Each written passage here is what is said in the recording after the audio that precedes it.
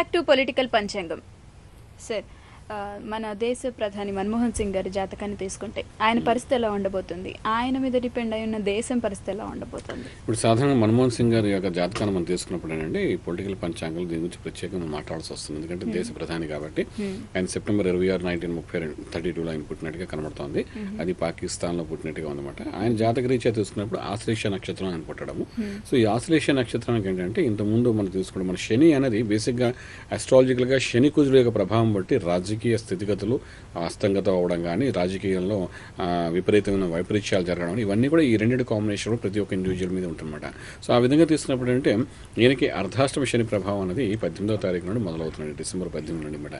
So ఇప్పుడు ఇంతకుముందు చూసినప్పుడు ఆయన 2004లో ఆయన గెలిచినప్పుడు కానీ 2009లో కానీ ఆ రెండు స్థానంలో కూడా ఆయనకి ఏంటంటే శని యొక్క ఇన్ఫ్లుయెన్స్ అనేది కొంత పాజిటివ్గా వర్క్ చేసినామని చెప్పడానికి అవకాశం ఉందండి. ఇప్పుడైతే అర్ధాష్టమ శని ప్రభావం ఎప్పుడైతే మొదలవుతుందో డెఫినెట్గా డిసెంబర్ 18 తర్వాత ఆయన ఇప్పుడు ఎలాగున్నారో గత 7-8 సంవత్సరాలుగా ఏ విధంగా పరిపాలన చేస్తున్నారో అప్పుడు అలాగే పరిపాలన చేస్తారు. కానీ ఇప్పుడు ముందు కాలంలో ఆయన ఏ మిస్టేక్ చూపించకపోయినా ఏదో ఒక రీజన్ పెట్టి ఆయన కొంచెం బలహీనపడేటట్టుగా ఏదో ఒక రీజన్ చెప్పడం వల్ల ఆయనే ఒకవేళ రిజైన్ చేసే అవకాశం కూడా కనబడే అవకాశం ఉందండి. అంటే తను నేను తప్పుకుంటాను ఇప్పుడు 2-3 సార్లు అన్నారు ఆయన. నాకు ఏదైనా ఇబ్బంది కలిగినప్పుడు ప్రతిపక్షాల వాళ్ళతో మాట్లాడుతున్నప్పుడు నేను బయట తప్పుకుంటా, లేదు మీరు ఉండాలని లోక్సభలో కూడా 2-3 ఇష్యూస్లో డిస్కషన్ అలా జరిగినట్టు మనం అసెంబ్లీలో చూస్తున్నాం. అదే లోక్సభలో మనం చూస్తున్నాం. సో అటువంటి పరిస్థితులు ఏంటంటే ఈసారి ఆయనకి మళ్ళీ అలాంటివి ఎదుర్కొనే అవకాశం ఉంటుంది. ఎందుకు అర్ధాష్టమ శని ప్రభావం మొదలైనప్పుడు డెఫినెట్గా ఉన్న స్థానంలో చిన్న అవమానం కలిగే అవకాశం అనమాట. సో ఇటువంటి శని యొక్క ప్రభావం సో ఇది జరుగుతున్నప్పుడు అంటే డెఫినెట్గా అటువంటి భావన కలిగినప్పుడు మాత్రం ఏంటంటే ఈసారికి మాత్రం వాళ్ళు ఫిబ్రవరి టైంలో కొంతవరకు ఆయనకు జాతకరీత్యా కొంచెం బలహీనం బాగా కనబడుతుంది. కాబట్టి అటువంటి పరిస్థితుల్లో మాట ఇలాంటి అవకాశం వస్తే మాత్రం ఆ రెజిగ్నేషన్ అనేది వీలైనంత వరకు వీళ్ళు తీసుకోవడానికి ప్రయత్నం చేసే అవకాశం ఉంటుందండి. ఎందుకంటే రాహు మహారదశ ఆయన నడుస్తుంది. ఈ రాహు మహారదశలో కూడా అంతర్దశ మనం తీసుకున్నప్పుడు అంటే శుక్రుడు యొక్క అంతర్దశ 2012 ఫిబ్రవరి వరకు ఉందండి. ఆ తర్వాత రవి యొక్క ప్రభావం మొదలవుతుందన్నమాట. ఈ రవి యొక్క ప్రభావం ఎంతవరకు ఈయనకి సపోర్ట్ చేస్తుందంటే ఈయన వృశ్చిక లగ్నం అయినప్పటికీ కూడా రవి కొంతవరకు బలంగా ఉండే స్థితి అనుకున్నప్పటికీ కూడా ఇక్కడ ఏంటంటే రవి రాహుల మధ్య పరస్పరంగా ఒక స్థితి అన్నది ఉండదన్నమాట, సరైన స్థితి ఉండదని చెప్తామన్నమాట మనం. సో అటువంటి పరిస్థితులు అంటే మనకి డెఫినెట్గా ఫిబ్రవరి సమయంలో మాత్రం ఆయనకి జాగ్రత్తగా మేనేజ్ చేసిన ఇటు అర్ధాష్టమ శని ప్రభావం ఒకటి, అంతర్దశలో శని యొక్క ప్రభావం రావడం, రవి యొక్క ప్రభావం రావడం, ఈ రెండు కాంబినేషన్లో కొంత ఆయనకి నెగిటివ్ వేవ్స్ వచ్చే అవకాశం ఉందండి. అటువంటి పరిస్థితుల్లో వాలంటరీగా ఆయన బయటకు తప్పుకోవడం కానీ, ఆరోగ్యరీత్యా నేను సరైన స్థితి లేదని బయటకు తప్పుకుంటా ఉండడం కానీ, ఇలాంటిది ఏమైనా మంచి మార్పులు జరిగే అవకాశం ఉంది. కాబట్టి మన దేశానికి దానివల్ల జరిగే ప్రభావం ఏమిటి అని అన్నప్పుడు అంటే పెద్ద మార్పులు దేశానికి పెద్ద నెగిటివ్ వేవ్స్ వచ్చే అవకాశం ఉంది. ఎందుకంటే కాంగ్రెస్ అనేది మహాసముద్రం కాబట్టి దానికి ఆల్రెడీ ప్రత్యామ్నాయం ఆల్రెడీ వాళ్ళు ప్లాన్ చేసి ఉండే ఆయన ఆ స్థానాన్ని ఇస్తారు. కాబట్టి సో ఆయన చేసిన అన్నాడు చాలు అన్నట్టుగా చాలా కూల్గా బయటకు పంపించే స్థితి కాంగ్రెస్ మొదటి నుండి మన పివి నరసింహారావు గారి సమయంలో కూడా మనం చూసాము. అలాగే చాలా మంది మనం చూసి ఉన్నాము. అంటే రీప్లేస్మెంట్ కూడా చాలా ఈజీగా చేస్తారు వాళ్ళు చేస్తారు. కాబట్టి డెఫినెట్గా ఈసారి అలాంటిది ఏమైనా జరిగినప్పుడు మాత్రం డెఫినెట్గా ఫిబ్రవరిలో అటువంటి కనబడుతున్నాయి. కాబట్టి అలా జరిగినా కూడా దేశానికి ఏమీ ఇబ్బంది స్థితి మాత్రం ఏమి లేదు అని చెప్పగలుగుతామండి. ఓకే సార్, మరో కాలర్ లైన్ లో ఉన్నారు. అనిత గారు నల్గొండ నుండి. అనిత గారు, okay sir, phone call cut అయిపోయింది. అయితే చిదంబరం గారి గురించి మాట్లాడుకుంటే ఇప్పుడు చిదంబరం గారు స్కామ్స్లో ఉన్నారు అని చెప్పి ప్రతిపక్ష పార్టీలు ఆరోపిస్తూ ఉన్నాయి. కానీ ఇన్ని ఆరోపణలు వస్తూ ఉన్నా కానీ కాంగ్రెస్ పార్టీ ఆయనకున్న పవర్ నుంచి చిదంబరం గారిని ఎందుకు బయటికి తీసుకురావట్లేదు అంటారు? ఆయన జాతకపరంగా విశ్లేషించి చెప్పాలి. ఇప్పుడు మన చిదంబరం గారు తీసుకుంటే ఆయన సెప్టెంబర్ 16, 1945 జన్మించినట్టుగా మనకు కనబడుతున్నాండి. సో ఇది కూడా మనకి ఏంటంటే తమిళనాడులో ఆయన పుట్టినట్టుగా మనకు చాలా క్లియర్గా ఉంది. ఆయనకి పూర్వాషాఢ నక్షత్రంలో ఆయన పుట్టారండి, ధనుర్ రాశిలో పుట్టారు. ఆయన లగ్నం కూడా వృశ్చిక లగ్నం పుట్టింది. ధనస్థానంలో చంద్రకేతుల యొక్క ప్రభావం, అదేవిధంగా ఇక్కడ ఏంటంటే కుజుడి బలంగా ఆయన బాగా కనిపిస్తున్నాడు. ఇటువంటి పరిస్థితుల్లో లగ్నాధిపతి కుజుడై ఉండి లాభస్థానంలో చూస్తే గురుడు, అదేవిధంగా రాజ్యంలో బుధాదిత్య యోగం ఉంది. కాబట్టి ఆయన ఫైనాన్స్ మినిస్టర్గా అక్కడ నిలబడడం అనేది జరిగింది మనకు. సో ఈ డిఫెన్స్, ఫైనాన్స్ ఇవన్నీ హ్యాండ్లింగ్ చేయడానికి అంటే దశమక్షేత్రంలో బుధాదిత్య యోగ యొక్క ప్రభావాన్ని మనం పూర్తిగా చెప్పచ్చు. ఇటువంటి పరిస్థితుల్లో ఇప్పుడు ఆయనకి ఎందుకు అటువంటి ఇబ్బంది కలిగింది అనేసరికి ఈ ధనుర్రాశికి లాభస్థానంలో శని ప్రవేశం అనేది మంచి యోగం ఆయనకి ఒక రకంగా చెప్పాలంటే. ఈ శని ప్రవేశం అయిన తర్వాత ఈయన మీద ఉన్న నీలాప నిందలు పూర్తిగా తగ్గే అవకాశం అనమాట. సో దశమక్షేత్రం కాకుండా లాభస్థానంలో శని ప్రవేశం అనేది మంచిది ఆయనకి. సో ఇక్కడ డిసెంబర్ 18 తర్వాత మాత్రం డెఫినెట్గా ఆయన స్థిరత్వం పొందే అవకాశం ఉంటుంది. అయితే దశల వారీగా తీసుకున్నప్పుడు 2000 నుండి ఆయన గురు మహారదశ, అందులో కూడా అంతర్దశ ప్రస్తుతానికి చూసుకుంటే ఏంటంటే ఆల్మోస్ట్ డిసెంబర్ తర్వాత ఆయనకి చంద్రుడి యొక్క అంతర్దశ కనబడుతోందండి. గురుచంద్రుల కలయిక అనేది ఒక యోగంగా మనం భావిస్తాం జ్యోతిషంలోని. సో ఈ గురుచంద్రుల కలయిక అనేది ఆల్మోస్ట్ ఆయనకి 16 నెలలు ఉంటుందండి.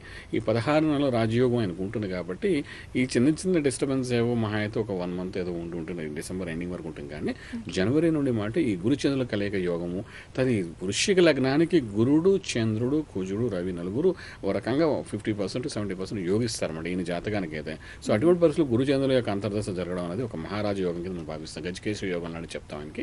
సో ఇప్పుడున్న స్థానానికంటే కొంచెం సరైన స్థితిలో ఆయన ఉండే అవకాశం అంటే సెకండ్ పొజిషన్లో ఉండేటట్టుగా భారతదేశానికి అవకాశం ఉంది. అంటే కాంగ్రెస్ పాలన ఉన్నంతకాలం అన్నమాట. సో అటువంటివి జరుగుతాయి. ఇంకా ఆయన ఇప్పుడు చిన్న చిన్న ఇష్యూస్లో ఆయన ఇరుక్కు ఉన్నప్పటికీ కూడా దాని నుండి కూడా బయటపడే అవకాశం ఆయన కనబడుతుందండి. సో చిదంబరం గారి మీద ఏదైనా మీరు అన్నట్టుగా ఇప్పుడు స్కామ్స్ ఇవన్నీ పడినప్పటికీ కూడా అది చాలా తెలివిగా ఆయన జాతకం ఎంత అద్భుతంగా ఉందంటే ఏది ఆయన అంటున్నట్టుగా వృశ్చిక లగ్నంలో గొప్పతనం ఏంటంటే అది కుజుడు ఆధిపత్యం ఉంది కాబట్టి ఏదైనా అవుట్ ఆఫ్ కోర్ట్ సెటిల్మెంట్స్ లాగా ఉంటాయన్నమాట. కుజుడు అన్నవాడు ఏంటంటే కోర్టు వరకు తీసుకున్నాడు దీని అంటే తప్పు తనది అని చూపించే స్థితి తీసుకున్నాడు అనమాట. సో అటువంటి జాతకాన్ని వృశ్చిక లగ్నం ఎవరైనప్పుడు మనకు తీసుకోండి, ఇందిరాగాంధీ గారు కూడా వృశ్చిక లగ్నం అప్పట్లో అనమాట. అయితే వెళ్ళారు వచ్చారు ఏదప్పటికీ క్లీన్ చిట్తో బయటకు వచ్చేస్తారు అనమాట. అలాంటి కూడా జరిగే అవకాశం అనమాట. అంటే కుజుడు అంతా పాజిటివ్గా పనిచేస్తారు వాళ్ళకి. సో అటువంటి పరిస్థితులు ఆయన ఉన్నారు కాబట్టి ఆయన మీద ఏ స్కామ్స్ ఏమి వచ్చినట్టుగా మీరు ఇప్పుడు మన టీవీలో కానీ మన పేపర్లో కానీ వస్తుంటాయి కదా కొన్ని ఇష్యూస్ అది వచ్చినా కూడా అవేమి ఆయన అంటకంటే ఆయన బయటపడే అవకాశం ఉంది. ఇంకొంచెం బలోపేతం అయ్యే అవకాశం ఉంది. ముందు కాలంలో ఆయన చక్రం తిప్పడంలో ఆయన ఆధిపత్యం ఉంది కాంగ్రెస్ని అని పూర్తిగా చెప్పే అవకాశం, అటువంటి స్థితికి వెళ్ళే అవకాశం ఉంది. రేపు ఉదయం ఎలక్షన్స్ అయితే ఆయన కీలక పాత్ర కూడా అద్భుతంగా పనిచేసే అవకాశం ఉందని చెప్పగలుగుతాం. ఓకే సార్, మరో కాలర్ లైన్ లో ఉన్నారు. శైలజ గారు పటాన్చెరు నుండి. శైలజ గారు మేడం సార్, శర్మ గారితో మాట్లాడండి. నమస్కారం అండి. నమస్కారం షా. నమస్కారం అండి. చెప్పండి మీ పేరేంటి? నా పేరు కె వెంకటరాజు అండి. చెప్పండి రాజు గారు. నా డేట్ ఆఫ్ బర్త్ 23/9. అయ్యా ఇక్కడ ఇండివిజువల్ జాతకాలు చెప్పట్లేరండి, ఇది పొలిటికల్ పంచాంగము. అంచేత రాజకీయ స్థితిగతుల గురించి ఏమైనా మీరు తెలుసుకోవాలనుకుంటే ఆ ప్రశ్న వస్తే దానికి సమాధానం చెప్తామండి. ఓకే సార్, అవిశ్వాస తీర్మానం గురించి లాస్ట్ వీక్ మాట్లాడుకున్నాం. అవిశ్వాస తీర్మానం నుంచి కాంగ్రెస్ బయటకు వస్తుంది అని మీరు చెప్పినట్టుగా ఎలాగైతే చెప్పారో అలాగే జరిగింది. అయితే జగన్ వర్గ ఎమ్మెల్యేలు కాంగ్రెస్ కి సపోర్ట్ చేయలేదు. సపోర్ట్ చేయని నేపథ్యంలో వాళ్ళ మీద వేటు పడే అవకాశం ఉంది. కాంగ్రెస్ పార్టీ వేటు వేస్తుంది అన్న వాదనలు బయటకు వస్తున్నాయి.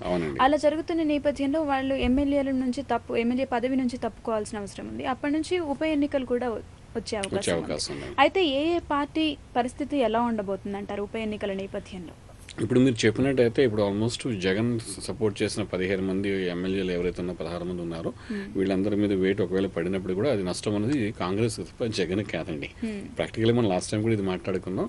కాంగ్రెస్ వాళ్ళు 15 మందో 20 మందో జగన్ సపోర్ట్ చేశాను కానీ వైఎస్ఆర్ జగన్ పార్టీలో వాళ్ళు గెలిచిన వాళ్ళైతే కాదండి వాళ్ళు. సో డెఫినెట్గా బై ఎలక్షన్స్ జరిగినప్పుడు వాళ్ళు వీళ్ళ తరఫు నుండి పార్టీ తరఫు నుండి వైఎస్ఆర్ జగన్ పార్టీ తరఫు నుండి ఎన్నికల్లో పోటీ చేసే అవకాశం ఉంటుంది. ఇటువంటి పరిస్థితుల్లో ఇందాక లాస్ట్ వీక్ కూడా మనం చెప్పుకున్నాం ఏంటంటే వైఎస్ఆర్ కాంగ్రెస్ పార్టీ స్థాపితమైన లగ్న ప్రకారం తీసుకున్న విజయమ్మ గారు దానికి అధ్యక్షురాలుగా ఆవిడ యొక్క జాతకాన్ని మనం తీసుకున్నప్పుడు అంటే చాలా బలోపేతంగా ఉంది. కాబట్టి డెఫినెట్గా ముందు కాలంలో అంటే ఆవిడకి 2013 నుండి రాజయోగాలు కనబడుతున్నాయి ఆవిడ జాతకంలో కూడాను ఉంది. కాబట్టి ఇటువంటి పరిస్థితుల్లోనంటే ఇప్పుడు ఈ 16 మంది ఏదైనా అనుకున్నా ఇది కాకుండా ఇంకో 7-8 మంది ఎమ్మెల్యేల మీద వేటు పడే అవకాశం ఉంది. అంతకంటే 27 మంది 28 మంది అవుతారు. ఇంత సంఖ్యలో వెళ్ళినప్పుడు అంటే డెఫినెట్గా 27 మంది ఎమ్మెల్యేల పోస్టుకు వెళ్ళిన వాళ్ళు అంటే ప్లేసెస్లో జరిగిన వాటిలో కూడాను కొంత బలాన్ని అంటే మేము ప్రూవ్ చేసుకుంటున్నాం అన్నట్టుగాను వైఎస్ఆర్ జగన్ పార్టీ మళ్ళీ అసెంబ్లీలోకి కొంత స్ట్రెంగ్తో ఏమీ లేదండి. మనకు కేసీఆర్ గారి బలం ఎంత ఉంది అసెంబ్లీలో చెప్పండి, 13 మంది 14 మంది అంతమందిగా అంటే చూసిన బలం వాళ్ళే మన రాష్ట్రంకి ఏం కావాలో అనే విషయంలో వాళ్ళు ఒక నిర్ణయం తీసుకుని రాష్ట్రాన్ని ఒక షేక్ చేసే స్థితిలో ఆయన చేయగలిగారు. ఇది కారణం ఏంటి? ఆ బలం అలాంటిది అనమాట. ఆ విధంగా ఇక్కడ విజయమ్మ గారి యొక్క జాతక బలం ఎంత అద్భుతంగా ఉందంటే డెఫినెట్గా రేపు ఉదయం ఎలక్షన్స్లో నిలబడినప్పుడు అంటే వాళ్ళ తరఫున నిలబడిన వాళ్ళకి ఆ బలంతో గెలిచే అవకాశం ఉందండి. ఆ గెలిచినప్పుడు అంటే ఒకవేళ 27 మంది కానీ ఇక్కడ బై ఎలక్షన్స్ జరిగితే అందులో ఒక పాజిటివ్గా ఒక మెజారిటీగా వీళ్ళు గెలిచే అవకాశం కూడా కనబడుతుంది. ఎంత మనం కాదనుకున్నా కూడా ఆ స్థితి ఇక్కడ కనబడుతుంది. సో అలా తీసుకున్నప్పుడు ఏంటంటే మనకు వైఎస్ఆర్ కాంగ్రెస్ పార్టీ యొక్క అసెంబ్లీలో ఇప్పుడు ఒక్కరే ఉన్నారు విజయమ్మ గారు అనే కాకుండా మంచి పాజిటివ్ ఎనర్జీ వచ్చే అవకాశం చెప్పగలుగుతామండి. ఓకే సార్, అయితే మొన్న అవిశ్వాస తీర్మానంలో కాంగ్రెస్ కి చిరంజీవి సపోర్ట్ చేస్తున్నారు. అయితే కాంగ్రెస్ కి చిరంజీవి సపోర్ట్ చేసిన నేపథ్యంలో ఆయనకి కేంద్ర మంత్రి పదవి ఇచ్చే అవకాశాలు ఉన్నాయి అన్న వార్తలు కూడా వస్తున్నాయి. ఆయన జాతకాన్ని విశ్లేషించి చెప్పగలరా? ఇప్పుడు ఆయన జాతకంలో మీరు అన్నారు కానీ ఏదో ఒక సహాయం చేశారు కదా అని ఏదో ఒకటి ఇద్దామని మన కాంగ్రెస్ వాళ్ళు అన్నా అంత ఈజీగా అది వచ్చేది కాదండి. మనం చూస్తున్నాం కదా. అలా అనుకుంటే మనకు సెంట్రల్లో చాలా మంది ఎంతో హెల్ప్ చేసిన వాళ్ళు ఉన్నారండి. సో అప్పటికప్పుడు ఏదో పోస్ట్ ఇవ్వడానికి ప్రయత్నం చేయడానికి చేస్తారు. కానీ ఇప్పుడున్న పరిస్థితులు ఏంటంటే లాజికల్గా ఈయనకి దశాక్షేత్రం నడుస్తానండి చిరంజీవి గారికి. చిరంజీవి గారి జాతకం మనం తీసుకున్నప్పుడు ఏంటంటే ఆగస్టు 22, 1955 ప్రకారం తీసుకుంటే అక్కడ దశల వారీగా ఆల్మోస్ట్ ఏంటంటే 2093 నుండి శని మహారదశ, ప్రస్తుతానికి అంతర్దశ గురుడు యొక్క ప్రభావం కనబడుతుంది. ఇది కాకుండా ఏళ్ళనాటి శని ప్రభావం కూడా కొంతవరకు ఆయనకు ఉందండి.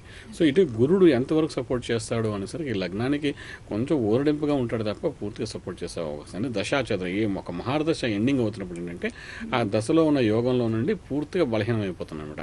అటువంటి పరిస్థితుల్లో మనిషి ఉన్నాడనే భావనే తప్ప ఆ మనిషికి అంత మొదట ఉన్నంత బలం ఉండదండి జాతకంలోని. సో ఇటువంటి పరిస్థితుల్లో ఏదో అక్కడ సపోర్ట్ చేశారు కాబట్టి ఆయనకి ఏమైనా వస్తుంది అనుకున్న దాని మీద అది పెద్ద ఇష్యూ కింద మనం తీసుకోవాల్సిన అవసరం లేదండి. అది వాళ్ళు కాంగ్రెస్ వాళ్ళు నిర్ణయం మీద ఆధారపడాలి. కానీ జాతకరీత్యా చూస్తే పెద్ద చెప్పుకోదగ్గ బలం అంటే ఒక పోస్ట్ ఉన్నా లేకపోయినా ఒకటే. ఇప్పుడు చూడండి కొంతమంది బలం ఎలా ఉంటుందంటే ఆ పోస్ట్ ఉన్నా లేకపోయినా వాళ్ళు బలవంతుల్లా కనబడుతుంటారు రాష్ట్రంలోని.